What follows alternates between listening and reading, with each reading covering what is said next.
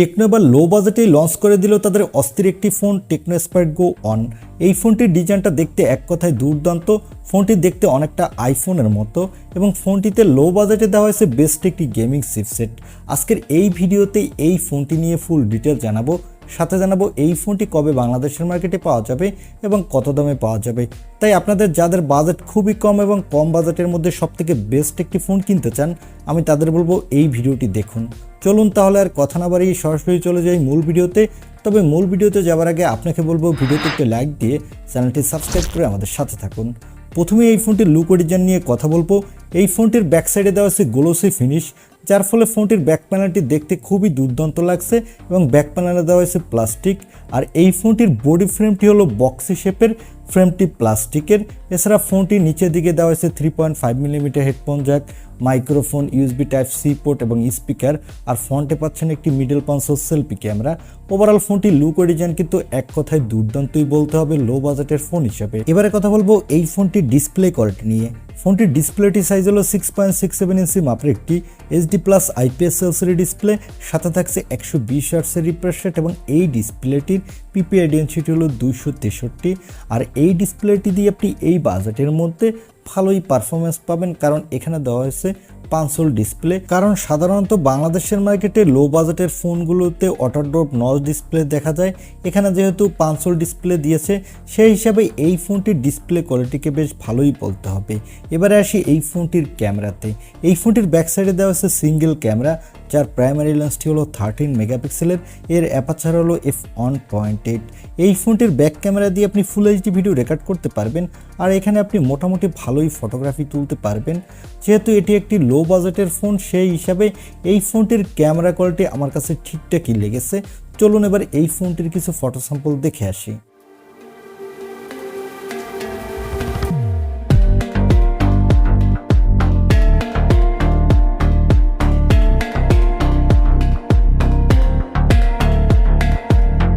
এই ফোনটির photo sample থেকে আমার কাছে মনে হয়েছে এই ফোনটির ক্যামেরা কোয়ালিটি বাজেট বিবেচনায় একবারে ঠিকঠাকই বলা যায়।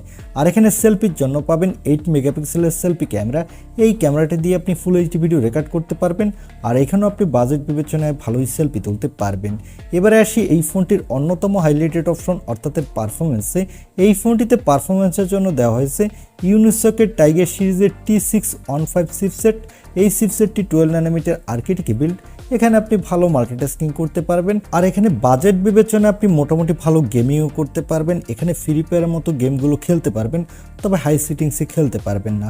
আর এখানে আউট অফ দ্য বক্স থাকছে অ্যান্ড্রয়েড 14 এর গো এডিশন, এর ব্যাক এন্ডে থাকছে iOS 14। এখানে সিকিউরিটির জন্য থাকছে সাইড মাউন্টেড ফিঙ্গারপ্রিন্ট সেন্সর এবং ব্যাটারির জন্য থাকছে 5000 mAh এর একটি ব্যাটারি, সাথে থাকছে 15 ওয়াটের একটি ফাস্ট চার্জার। এই ফোনটি মার্কেটে আপনি দুটি কালার ভেরিয়েন্টে পাবেন। তবে ভালো ব্যাপার হলো এই ফোনটি লো বাজেটের ফোন হলো এই ফোনটিতে দেওয়া হয়েছে ডুয়াল স্পিকার, যার ফলে এই ফোনটিতে সাউন্ড কোয়ালিটি নিয়ে আপনাকে কোনো সমস্যাই ফেস করতে হবে না। এছাড়া এখানে দেওয়া হয়েছে LPDDR 4X RAM, সাথে থাকছে eMMC 5.1 স্টোরেজ, যার ফলে এই ফোনটি লো বাজেটের ফোন হলো এর র্যাম এবং রোম স্পিড কিন্তু ভালোই ফাস্ট হবে।